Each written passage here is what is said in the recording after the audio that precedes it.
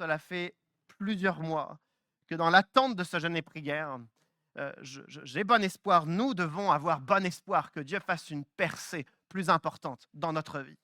Les temps de jeûne et prière ne sont pas des temps à sous-estimer, au contraire, nous jeûnons, nous nous privons de nourriture, mais plus que de nourriture d'ailleurs, on se prive évidemment de nourriture pendant une période, mais plus que ça, on se prive de la télé le soir, on se prive de trop de téléphone, on se prive de l'activité sportive du mercredi soir habituellement, on se prive de certaines choses pour pouvoir consacrer ce même temps à Dieu. Ces temps de jeûne sont importants parce que comment les promesses de Dieu pourraient s'affermir en nous si Dieu parle autant que le téléphone, que les médias, que les patrons, que notre chair qui nous parle? Comment est-ce que les promesses de Dieu pourraient s'affermir? Il est nécessaire quelquefois de jeûner, c'est-à-dire de couper toutes les autres sources d'influence, de faire cet investissement spirituel et d'offrir ce temps à Dieu. J'ose même dire que faire pendant un repas un petit temps de jeûne et prière, évidemment, c'est bien, mais si comme moi, vous êtes influencé par 1000 choses autour de vous, je pense qu'il est bon de faire 2 repas ou une journée complète ou plusieurs jours ou une régularité comme durant cette semaine, ça va être presque tous les soirs, d'avoir cette régularité pour que dans le temps, l'influence de toutes les choses qui sont peut-être pas forcément malsaines, mais qui ne sont pas forcément de Dieu non plus, arrêtent leur influence et qu'enfin nous connectant, nous consacrant à Dieu, nous puissions recevoir pleinement ses promesses et les affermir en nous. Alors je vous encourage, les autres années, je les ai à participer au moins une fois à une soirée de jeûne et prière. Je vous encourage à venir tous les soirs au jeûne et prière. Évidemment, j'ai envie de dire autant que possible, si vous ne travaillez pas, si vous êtes disponible, si. Mais au-delà de tout ça, je veux vous encourager à participer tous les soirs à cette semaine de jeûne et prière. Parce qu'au fur et à mesure des soirs, nous allons prendre conscience que les promesses de Dieu, étonnamment dans le jeûne et la prière, vont résonner beaucoup plus fortement en nous qu'habituellement. Alors habituellement, on écoute une prédication en voiture, on écoute de la louange chez nous, on écoute, et les choses, évidemment, nous touchent, nous font du bien. Mais cette fois-ci, elles vont s'enraciner en nous parce que nous serons dans une démarche de jeûne et prière. Alors ne manquez pas, on peut mettre la prochaine diapo pour les dates. C'est le lundi, mardi, mercredi et on saute au vendredi, tous les soirs à 19h. Ne manquez pas ces opportunités. Souvent dans la Bible, nous voyons des hommes et des femmes, et Jésus lui-même, faire des jeûnes et prières alors qu'ils sont dans une crise particulière, alors qu'ils apprennent une mauvaise nouvelle, alors qu'ils sont en train de traverser une tempête, alors qu'ils sont dans une zone d'incertitude. Il y a quelque chose, alors ils n'attendent pas que le temps passe pour voir comment cette chose va évoluer, mais ils prennent à bras-le-corps le problème et ils le déposent aux pieds de Dieu dans le jeûne et la prière. Justement, cela fait plusieurs semaines que nous sommes dans une série sur la foi. Et nous rappelons que la foi est appelée à déverrouiller des situations, que la foi est appelée à être vivante, que la foi est appelée à porter du fruit. On est censé voir les fruits de notre foi. On est censé voir les déblocages de Dieu, les délivrances de Dieu, les guérisons de Dieu, les transformations de Dieu. C'est les résultats que nous sommes censés attendre de la foi. Et justement, par ce temps de jeûne et prière, nous voulons voir notre foi porter du fruit. Et peut-être si jusqu'à maintenant, notre foi est restée calme, tranquille, silencieuse, cachée, discrète au fond de nous, et qu'elle n'a pas porté du fruit, il est peut-être temps de faire un acte de foi et de venir à cette semaine de jeûne et prière, et de découvrir comment enfin notre foi peut porter du fruit. Il a été rappelé dans les dernières semaines, et je le rappelle encore, une partie de la définition de la foi dans Hébreux 11, au chapitre 1er, nous dit que la foi est une démonstration des choses que nous ne voyons pas. Une démonstration. Pas une pensée intérieure cachée, silencieuse, que personne ne voit et que personne n'entend, mais une démonstration des choses que l'on ne voit pas. Alors, il est bon qu'avec cette série sur la foi, il est bon qu'avec cette semaine de jeûne et prière, nous puissions manifester à nouveau notre foi et voir comment elle va porter du fruit. Nous avons besoin que notre foi porte du fruit. Nous avons besoin de voir les conséquences de notre vie chrétienne dans notre vie. Alors ensemble, vivons cette semaine de jeûne et prière. Amen. La semaine dernière, je me souviens que nous avons découvert comment Moïse, alors qu'il était bien intentionné, alors qu'il a voulu bien faire en aidant ses frères, le peuple, les Hébreux, mais malheureusement, même s'il était bien intentionné, il a pris un mauvais chemin, le chemin du crime. Et Dieu l'a amené sur un autre chemin. Et alors que Moïse redécouvre Dieu, il y a ce dialogue entre Dieu et Moïse. J'aimerais qu'on puisse lire ensemble la suite de ce dialogue entre Dieu et Moïse sur la montagne, voici ce que le texte nous dit. On va lire ensemble dans Exode au chapitre 3. On peut lire ensemble. Dieu dit, je suis descendu pour délivrer mon peuple de la domination des Égyptiens et pour le faire monter dans ce pays, jusque dans un bon et vaste pays, un pays où coule le lait et le miel. C'est l'endroit qu'habitent les Cananéens, les Hittites, les Amoréens, les Phéréziens, les Éviens, les Jébusiens.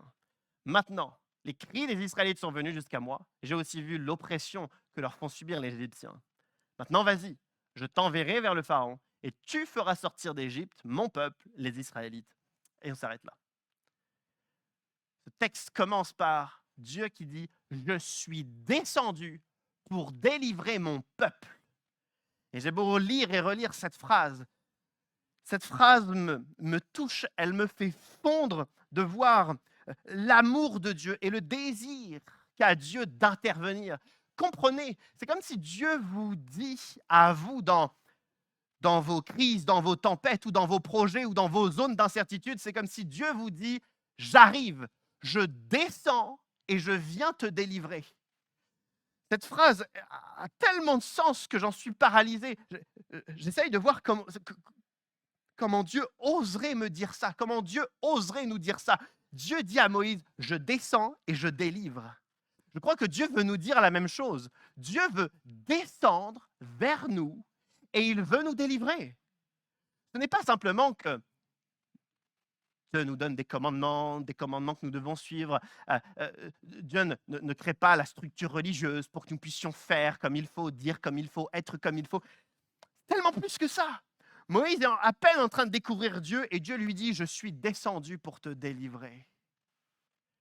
Combien de fois nous avons pris conscience que Dieu vient en personne nous rejoindre pour changer radicalement notre vie. Je suis en admiration, presque jaloux de Moïse d'avoir ce moment d'intimité, mais je suis en admiration de voir Dieu qui ose dire cela. Et je pense à plusieurs d'entre nous qui luttons, à plusieurs d'entre nous qui portons des situations difficiles. Je pense à plusieurs d'entre nous qui avons besoin que cette parole, nous puissions l'entendre. Alors cette parole, elle est écrite dans Exode chapitre 3, mais il faut que ce soit plus qu'une parole écrite, il faut que ça devienne une conviction qui descende sur nous, afin que jamais plus nous nous sentions non seulement seuls, mais sans force, parce que Dieu a décidé de descendre et de venir chez nous, dans nos foyers, dans nos maisons, dans nos voitures, dans nos situations. Il a décidé de venir descendre et amener la délivrance. Nous en avons besoin et Dieu le fait. Je suis descendu pour te délivrer. Lorsque je disais cette parole en préparation de cette semaine de jeûne et prière, je me suis demandé, est-ce que lundi à 19h, est-ce que Dieu va descendre à 19h01 et à 19h02, est-ce qu'il va commencer à délivrer? Et alors, j'ai commencé à réfléchir à qu'est-ce qu'on va devoir faire, ne pas faire, dire, ne pas dire, pour que Dieu puisse venir, pour que Dieu puisse parler, pour que Dieu puisse délivrer. Et en fait, Moïse, ça fait 40 ans qu'il fuit. Moïse, ça fait 40 ans qu'il s'éloigne de Dieu. Alors, je crois qu'il n'est pas question de ce qu'on va faire ou pas faire. Je crois qu'il est question de la grâce de Dieu. C'est Dieu qui prend l'initiative de descendre. Ce n'est pas nous qui allons attirer sa présence jusqu'à nous. La question que nous devrions nous poser, c'est sommes-nous prêts à l'accueillir? Serons-nous là, prêts à saisir l'opportunité de l'arrivée de Dieu et de son intervention? Je ne crois pas que Moïse était bien prêt à entendre Dieu dire « je suis descendu pour délivrer », mais je crois que nous devrions être prêts. Sommes-nous prêts, lundi 19h01, à voir Dieu intervenir au milieu de nous? Sommes-nous prêts? Sommes-nous prêts? Quel sujet de prière on va dire à 19h01? Quel problème allons-nous transmettre à Dieu à 19h01 lorsqu'il va venir pour délivrer? Je me souviens encore de la foi de plusieurs, et j'ose dire la foi de nos aînés, parce que peut-être qu'on voit moins cela depuis quelques décennies. Je me souviens de la foi de certains qui disaient « J'avais un problème, je suis allé à l'église, je l'ai dit, on a prié pour moi et j'ai été délivré ». Qu'attendons-nous lundi, mardi, mercredi et vendredi à 19h01 en sachant que notre Dieu veut descendre parmi nous et nous délivrer? Alors évidemment, si on est là pour un petit temps banal, ou si on vient à la semaine pour faire plaisir à quelqu'un ou à une autre, ou si on vient par habitude sans aucune attente, Ce serait tellement dommage parce que ça veut dire que Dieu va venir, il va délivrer certains, mais on ne va pas le voir passer parce qu'on va être dans notre religiosité, on va être dans nos habitudes, ou on va être dans une totale absence de foi, ou on va être chez nous en train de regarder la télé, et donc on va manquer l'occasion, on va manquer l'opportunité. Alors j'aimerais que nous puissions nous poser cette question, sommes-nous prêts à accueillir la présence de Dieu et son intervention? Je crois que quelquefois, nous ne sommes pas prêts. Après tout, je ne suis pas sûr que Moïse était prêt. Évidemment, Moïse se souvenait de l'Égypte, il se souvenait de l'oppression de ses frères, mais ça fait 40 ans qu'il a quitté l'Égypte. Il y a une distance temporelle, il y a une distance géographique, il y a la péninsule du Sinaï entre l'Égypte et la région de Madian, là où est Moïse. Il y a une distance géographique, il y a une distance temporelle. Oui, Moïse s'en souvient, mais il a pris de la distance avec tout ça. Et certains d'entre nous, oui, nous avons pris de la distance avec certaines problématiques que nous traversons. On a pris de la distance et on pense que le temps va passer, que ça va arranger les choses. Depuis qu'avec Joséphine, on est jeunes parents, on a découvert quelque chose. Euh, nos enfants sont suffisamment grands pour que quelquefois on les laisse jouer à un étage. On laisse, mettons, au rez-de-chaussée, puis on monte 10-15 minutes là-haut faire une affaire. Et puis quelquefois, ça arrive, ils sont calmes, ils sont en train de jouer, et on entend bam, bam, bam, bam, bam. Et on se dit, qu'est-ce qui vient de se passer? Alors on dit, Jeanne, Gustave, ça va? Et silence. D'un seul coup, ils deviennent muets, ils ne peuvent plus parler. Alors on le redemande, 2 fois, 3 fois, silence. Et après la 4e, 5e, 6e fois, on entend, non, non, c'est rien, tout va bien, c'est juste l'ordinateur de maman qui est tombé. Pardon, c'est pas rien du tout, cela, c'est grave. Et mes enfants ont fait une bêtise. Ils pensent qu'avec le silence, ça va s'arranger. Mais ils ne savent pas que si je pose la question, ce n'est pas pour descendre les disputer, c'est pour savoir s'ils ne sont pas blessés. Moïse a commis des fautes. Lorsqu'il était en Égypte, il a tué, il a pris un mauvais chemin. Et depuis, il a fui pendant 40 ans. Il est dans un silence spirituel, il est dans une fuite. Et il pense qu'avec le temps, ça va s'arranger. Avec le temps, sa honte, sa culpabilité vont disparaître. Il pense qu'avec son silence spirituel, il arrêtera de penser à l'oppression que subissent ses frères. Mais il ne comprend pas que si Dieu veut intervenir dans sa vie, ce n'est pas pour le juger, c'est pour l'aider, c'est pour délivrer son peuple, c'est pour le transformer. Et nous sommes dans le même silence quelquefois, où nous savons à quoi ressemble réellement notre famille, nous savons à quoi ressemble notre relation avec Dieu, nous savons à quoi ressemble notre Église, nous savons à quoi ressemble notre, notre équilibre émotionnel, nous savons à quoi ressemble notre pureté, mais on se tait, on n'en parle pas. On sait que ce n'est pas glorieux, on sait qu'on souffre, on sait qu'on porte beaucoup, mais on reste sous silence. On pense que les choses vont passer. On pense que les années vont passer, le temps va effectuer quelques guérisons. Le temps n'effectue aucune guérison, c'est Dieu.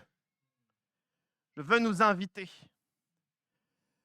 à ne pas rester silencieux spirituellement, à ne pas rester dans notre fuite, mais à saisir l'opportunité d'un Dieu qui veut descendre et délivrer. Ne restons pas silencieux, mais saisissons la main tendue de Dieu. Sommes-nous prêts à accueillir sa présence et son intervention?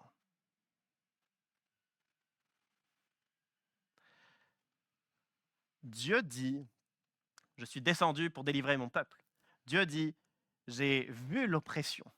Donc Dieu dit, je. Et Dieu conclut en disant, maintenant Moïse, vas-y, je t'envoie et tu feras sortir mon peuple d'Égypte. On commence avec un discours qui, je me mets à la place de Moïse, est très enthousiasmant, rempli de bonnes nouvelles, de promesses. Dieu va venir, Dieu va délivrer, Dieu a entendu, Dieu promet un pays vaste, beau, etc. etc. Tellement de belles promesses. Et peut-être que Moïse est entraîné dans ces bonnes nouvelles, peut-être même a envie de louer Dieu. Et finalement, ça se conclut en disant, c'est toi Moïse qui y va. C'est toi qui vas faire sortir le peuple.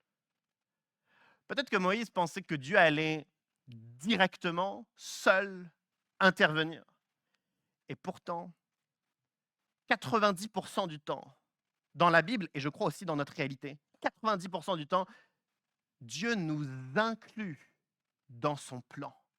Dieu nous inclut dans son plan d'intervention. Alors il est vrai que Dieu dit, je descends pour délivrer mon peuple, mais c'est vrai aussi qu'il veut que Moïse aille trouver le Pharaon et qu'il amène la délivrance. C'est Dieu et Moïse. En théologie, on appelle ça le partenariat entre Dieu et l'homme. C'est très souvent que Dieu veut nous inclure dans son plan. Maintenant, est-ce aussi souvent que nous acceptons d'entrer dans le plan de Dieu? Est-ce aussi souvent? Ce qui pourrait être assez facile, c'est de prier et de dire: «Dieu, change ma famille, donne-nous les forces pour résister professionnellement, donne-nous du discernement, donne-nous de la sagesse, remplis l'Église, guéris les personnes». Et ensuite, se mettre dans une position d'attente, de dire: «Qu'est-ce que Dieu va faire? Comment est-ce que Dieu va parler? Comment est-ce que Dieu va agir?» Mais à nouveau, très, très souvent, Dieu nous inclut dans ce plan. Il y a des choses que nous devons dire, il y a des choses que nous devons faire. Les enseignements de Jésus sont remplis à la fois de ce que Dieu peut faire, mais de ce que nous devons faire par la foi. Par exemple, Dieu dit, si ton frère a péché, va et reprends-le.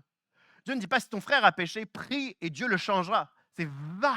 On doit faire quelque chose. On doit prendre une initiative. Autre exemple, nous pourrions prier pour la multiplication de l'Église, nous pourrions prier pour que le royaume de Dieu s'agrandisse, mais Jésus a dit: «Allez par toutes les nations et faites des disciples». Il nous demande d'aller. Alors on pourrait prier encore et encore et encore pour que l'Église se multiplie, mais si nous ne faisons pas des disciples, l'Église ne se multipliera pas. Et pourtant, j'aime prier pour la multiplication de l'Église, mais je ne peux pas simplement prier parce que Dieu nous inclut dans ce plan. Alors la question c'est, que faisons-nous conformément à notre foi? Que disons-nous? Quel choix faisons-nous? Quelle attitude avons-nous conformément à notre choix, à notre foi? Je crois même que certains d'entre nous sommes paralysés, à l'arrêt dans ce cheminement. On a une certaine expérience dans la foi, on a certaines problématiques également, et donc selon notre expérience, on prie pour que cette chose disparaisse. Alors on va même peut-être jeûner et prier. On va en parler aux frères et sœurs, plusieurs vont prier, et il y aura tout un tas de personnes qui vont prier pour ça, et les semaines et les mois vont passer, et on va continuer à prier. Et il est peut-être nécessaire qu'on entende la voix de Dieu qui nous dise que la prière ne suffit pas, mais l'obéissance est nécessaire. Alors quelquefois, Dieu va nous dire: est-ce que tu as commencé à prier avec ton épouse qui te propose régulièrement dans la semaine de prier avec elle? Dieu va nous demander: as-tu commencé à être un témoin là où tu es professionnellement, ou est-ce que tu veux rester incognito? As-tu commencé à couper les sources toxiques et malsaines qui souillent ta pureté, ou est-ce que tu les laisses vivre? Alors on peut prier pour notre pureté, mais si nous n'obéissons pas, nous n'aurons pas de pureté. Alors on peut prier pour la multiplication de l'Église, mais si nous ne témoignons pas, ne serait-ce que dans notre milieu professionnel, ça ne fonctionnera pas. On peut prier pour l'unité de notre couple et protéger les familles, mais si on n'a pas ces temps spirituels de qualité dans le couple, ça ne fonctionne pas. Et il y a 1000 exemples comme cela. Alors on peut continuer à prier, mais l'obéissance est nécessaire avec la prière, une obéissance par la foi.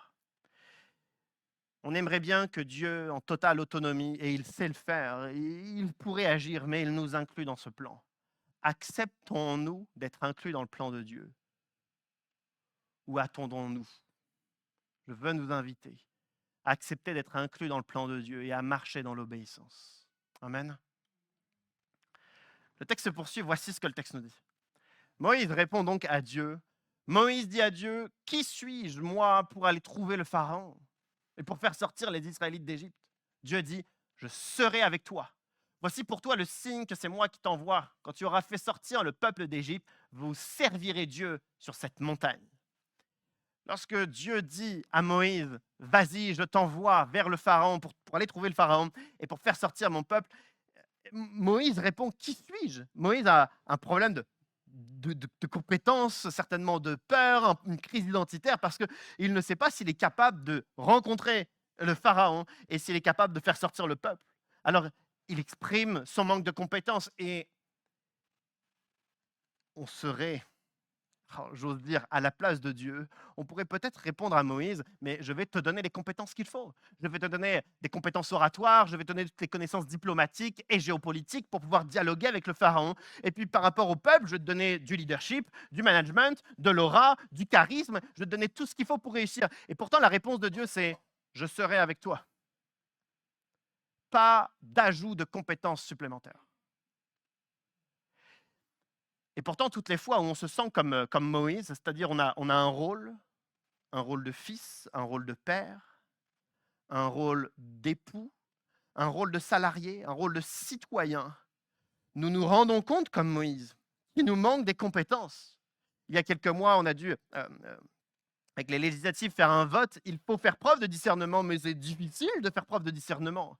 En tant que salarié, il y a toutes sortes de compétences techniques et relationnelles que nous devons avoir, mais il est difficile de les avoir. En tant que père, on n'a pas besoin de citer le nombre de compétences, il y a une liste longue comme le bras, on ne les a pas, et il est difficile d'être père. En tant que mari, encore plus difficile. On a eu le groupe d'hommes vendredi, c'est pour ça que je dis encore plus difficile. On a discuté entre hommes, on a dit que c'était difficile d'être un homme.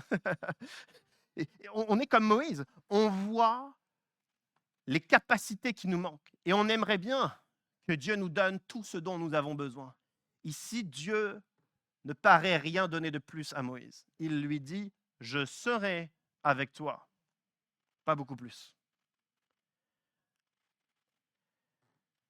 Dans d'autres situations, Dieu a donné des compétences supplémentaires ou des aptitudes. Et il est arrivé que les personnes qui ont reçu, pas toutes, mais il est arrivé que les personnes qui ont reçu se sont émancipées du donneur, pensant pouvoir être en autonomie. Ils se sont donc séparés de Dieu parce qu'ils ont possédé quelque chose. Ici, nous avons l'impression que ce n'est pas dans la volonté de Dieu que Moïse obtienne des compétences, des dons supplémentaires, parce qu'il ne doit pas être séparé de Dieu, mais au contraire, Dieu lui dit, je serai avec toi. Si Dieu ne donne pas des dons, des compétences supplémentaires, Dieu offre sa présence. Dieu veut une relation de proximité, parce qu'au sein de cette relation de proximité, Dieu va être capable de le conduire, certes, mais Moïse va devoir, jour après jour, dialoguer avec Dieu. Où est-ce que je dois aller? À qui dois-je parler? Que vais-je dire?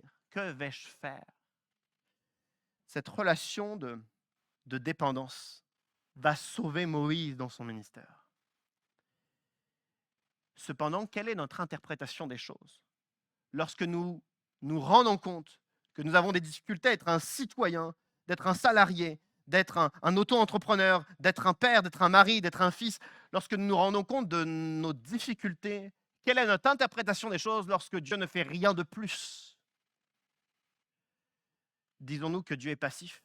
Disons-nous que Dieu est absent? Disons-nous que Dieu n'entend pas nos prières? Disons-nous que nous sommes alors seuls à affronter tous les défis? Ou au contraire, avons-nous cette clairvoyance de dire, Dieu, puisque tu ne me donnes rien de plus, j'irai chercher ta présence jour après jour. La Bible nous promet, on le voit particulièrement dans le Nouveau Testament, alors que les croyants s'attachent particulièrement à Dieu, certains croyants vont être alors remplis de l'Esprit. Parce que jour après jour, ils cherchent sincèrement Dieu. Dieu va les remplir. Il y aura la plénitude de Dieu dans leur vie. Et à ce moment-là, la Bible nous dit qu'il y a les dons de l'Esprit qui sont donnés. Alors peut-être que Moïse ne va pas avoir le don de la diplomatie, le don de la géopolitique, le don de connaissances techniques du palais royal pour pouvoir rencontrer le pharaon, mais dans sa proximité avec Dieu, jour après jour, Dieu va lui donner la direction, il va faire preuve de discernement, il va avoir la pertinence dans chacun de ses discours. Pourquoi? Non pas parce qu'il a reçu des dons techniques, des talents techniques, et ô combien nous remercions Dieu pour tout cela, mais parce qu'il va recevoir des dons de Dieu. J'aimerais nous inviter à ne pas considérer l'absence de compétences supplémentaires comme un manquement de la part de Dieu, comme une faiblesse, comme une non-action de Dieu, comme si Dieu était passif. Mais au contraire, Dieu nous attend dans sa présence pour nous donner, peut-être jour après jour, ce dont nous avons besoin. Sommes-nous, jour après jour, attentifs à ce que Dieu veut nous dire? J'ai entendu tout à l'heure une personne dire que dans sa vie professionnelle qui en ce moment est challengeante, elle a décidé de prier tous les matins. Et je crois que cette prière tous les matins est nécessaire parce que tous les matins, Dieu va apporter les ressources qu'il faut pour traverser la journée. Dieu est-il absent? Parce qu'il ne nous aurait pas donné ce que nous imaginions. Dieu veut nous donner autre chose. Il nous attend tous les matins, à 5 heures, à 6 heures, à 7 heures, à 8 heures, j'en sais rien. Mais il nous attend tous les matins prêts à nous donner ce dont nous avons besoin. N'interprétons pas l'absence de dons supplémentaires comme une absence de Dieu, mais chérissons sa présence. Il a quelque chose d'autre à nous apporter. Le texte nous dit, Dieu ajoute, voici le signe. Dieu va donner un signe à Moïse. Et le signe, c'est que le peuple, une fois sorti d'Égypte, va servir Dieu sur cette montagne. C'est un de mes passages préférés, ce moment-là. Moïse est sur cette montagne, et quand Dieu lui annonce qu'il va devoir aller trouver le Pharaon et faire sortir le peuple d'Égypte, j'imagine que Moïse se projette et il voit les 1000 problèmes qui sont face à lui. Il faut que je quitte mon village, il faut que je quitte mes proches, il faut que j'arrive en Égypte. J'étais avant condamné à mort, alors est-ce que je vais être encore condamné à mort? Ensuite, il faut que je parle aux anciens, ils ne vont pas me croire. Il a 1000 problèmes. C'est impossible, selon lui, humainement. Il voit tous les problèmes s'enchaîner. Il n'est même pas capable de voir la finalité. Mais qu'est-ce que Dieu lui dit?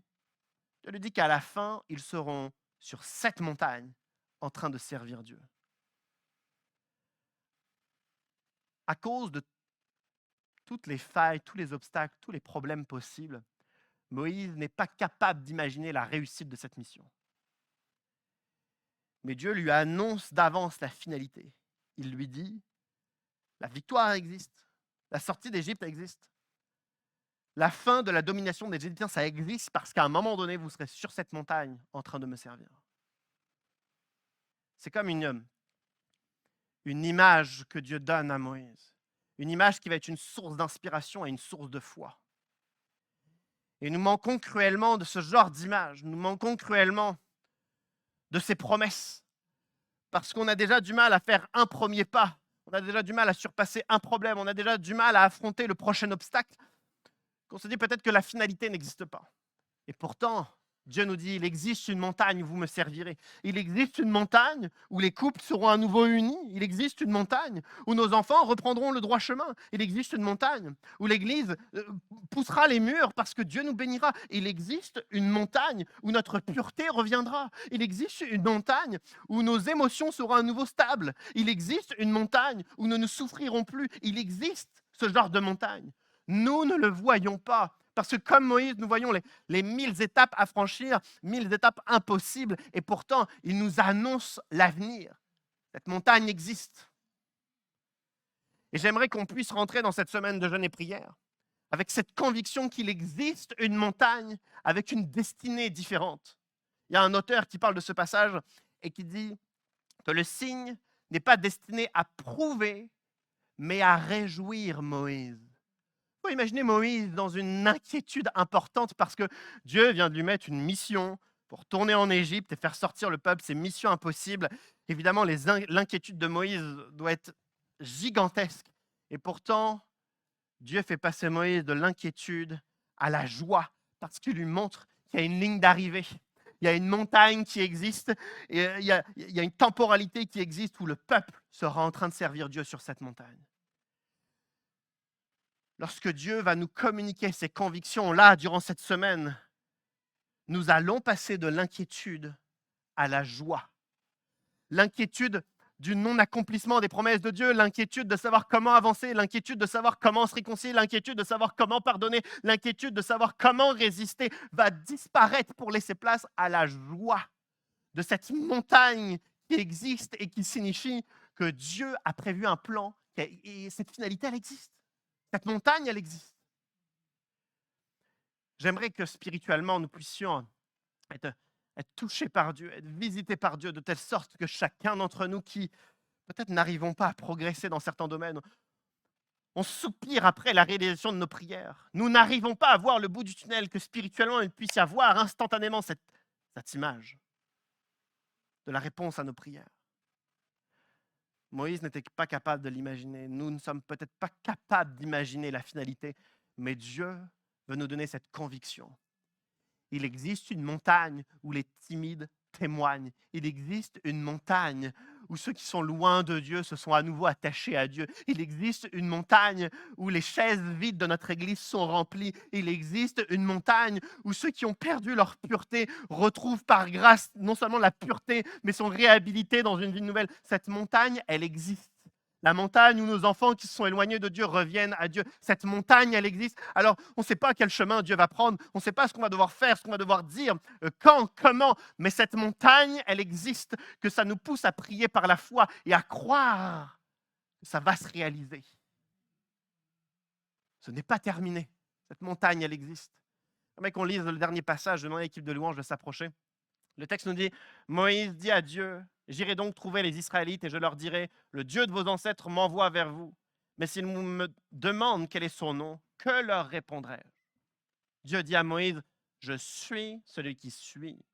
Et il ajouta, voici ce que tu diras aux Israélites. Je suis m'a envoyé vers vous. Dieu dit encore à Moïse, voici ce que tu diras aux Israélites. L'Éternel, le Dieu de vos ancêtres, le Dieu d'Abraham, le Dieu d'Isaac et le Dieu de Jacob m'envoie vers vous. Tel est mon nom pour toujours. Tel est le nom sous lequel on fera appel à moi de génération en génération. Il y a plein de choses intéressantes à dire sur ce passage, mais je vais en dire qu'une seule chose. Dieu répond à Moïse en donnant son nom. Il dit, je suis celui qui suis. Traduction en français impossible. Peu importe la traduction, la version de Bible qu'on a, l'hébreu est riche dans le mot employé et impossible à traduire. Mais il y a deux pensées principales dans le nom que Dieu communique. La première pensée, c'est la conjugaison utilisée pour les verbes, plutôt le temps utilisé dans la conjugaison des verbes. Il y a du passé et du présent. Donc on ne le voit pas forcément sur la traduction, mais c'est le cas dans la racine. Dieu est en train de déclarer qu'il n'a pas de commencement, qu'il n'a pas de fin. Il est éternel. Et ça a beaucoup de sens pour Moïse et pour tout son peuple d'ailleurs, parce que après 4 siècles, ils ont oublié qui était le Dieu de leurs ancêtres, le Dieu d'Abraham, d'Isaac et de Jacob. Ils l'ont oublié. Ils ont les pénibles travaux, ils ont l'esclavage, ils ont leur mauvais chemin, ils ont leur nature pécheresse qui les a amenés à faire tellement de choses loin du cœur de Dieu. Et Dieu dit que son nom, c'est Dieu éternel. C'est le Dieu d'hier est égal au Dieu d'aujourd'hui. Le Dieu passé est encore d'actualité. C'est important pour Moïse, c'est important pour son peuple, mais c'est important pour nous. Ça veut dire que tout ce que Dieu a fait hier, il peut le faire aujourd'hui. Quel problème as-tu aujourd'hui qu'un homme ou une femme de la Bible n'a pas eu? Dieu a fait des miracles. Dieu a guéri des cœurs brisés. Dieu a consolé des personnes qui avaient des vies 1000 fois plus anéanties que la nôtre. Et Dieu est en train de dire, mon nom, c'est que je suis éternel. Et ce que j'ai fait hier, je suis capable de le faire aujourd'hui. Et on l'oublie trop souvent. On a l'impression, et en tout cas c'est mon observation, j'ai l'impression quelquefois que ce que je vis, c'est unique. Personne n'a vécu de difficultés comme je suis en train de vivre. C'est pourquoi je suis accablé. J'aimerais me rappeler que Dieu est éternel. Et les milliards de situations qu'il a répondues, il est capable de le faire dans ma vie, dans nos vies. Voici le premier sens à donner au nom de Dieu. Il est éternel. Ce qu'il a fait hier, il peut le faire aujourd'hui. Le deuxième sens, Dieu existe par lui-même. Je suis celui qui suis. Il n'est pas engendré, il n'est pas créé par quelqu'un ou par quelque chose, pas des atomes qui ont formé Dieu. Dieu existe par lui-même. En théologie, on appelle ça l'indépendance absolue ou l'azéité. Il existe par lui-même, il sait auto-exister. Notre intelligence n'est même pas capable de savoir ce que veut dire être auto-existant, mais Dieu n'a été créé par personne. Ça veut donc dire qu'il n'a pas de contrainte, il n'a pas de rival, il n'est pas soumis à quelque chose. Sa puissance est infinie. Au-delà de tout ce que nous pourrions imaginer, tout ici-bas, même les lois de la physique sont contraints à quelque chose. Dieu, non. Dieu est au-dessus de tout. Sa puissance est inimaginable. Vous savez, qu'est-ce que ça fait, quelques Hébreux esclaves en Égypte? Pas grand-chose pour Dieu. En un claquement de doigts, il pourrait les libérer. Qu'est-ce que ça fait pour Dieu, un Goliath géant guerrier qui fait peur à tout le monde? En un claquement de doigts, Goliath n'existe plus. Qu'est-ce que ça fait 120 000 Madianites face à un petit Gédéon qui a peur? En un claquement de doigts, Dieu est capable de repousser les 120 000 Madianites. Qu'est-ce que c'est que ce cortège funèbre avec cet enfant qui vient de mourir, qui croise Jésus en un claquement de doigts, l'enfant ressuscite? Alors, que traversons-nous qui échapperait à la puissance de Dieu? Dieu existe par lui-même. Il est au-dessus de tout, contraint par rien, ni personne. La puissance est infinie. Nous le chantons, nous le savons en théorie. Il est temps que nous le supplions ainsi. Il est temps que nous le reconnaissions ainsi. Quelle va être nos prières lundi soir à 19h01 si notre Dieu est aussi puissant?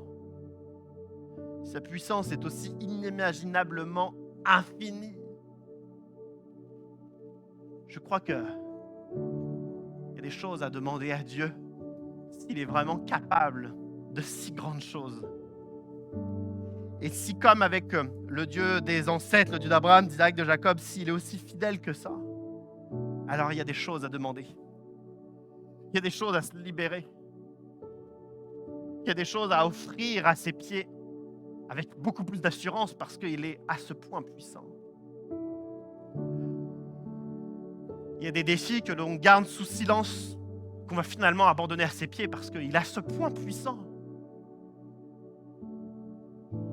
Il y a des situations que certains hommes, on garde au fond de nous et on pense qu'on a les épaules pour pouvoir porter ces choses encore longtemps. Mais lui, il est puissant. Lui, il peut nous libérer de ça.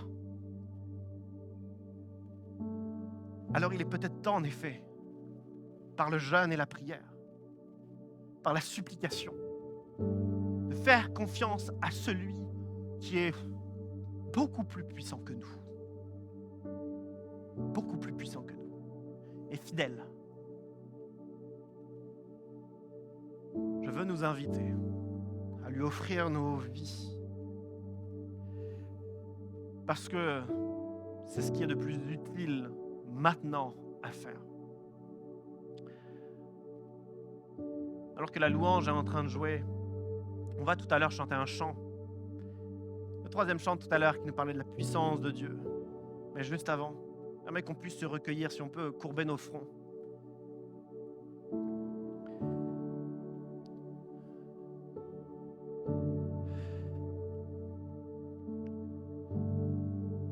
Dans la suite du passage, nous voyons Moïse qui se plaint parce qu'il ne sait pas parler. Dieu lui dit, c'est moi qui ai créé ta bouche. Moïse se plaint parce qu'il aimerait que Dieu envoie quelqu'un d'autre. Alors Dieu lui dit, je vais envoyer Aaron, ton frère.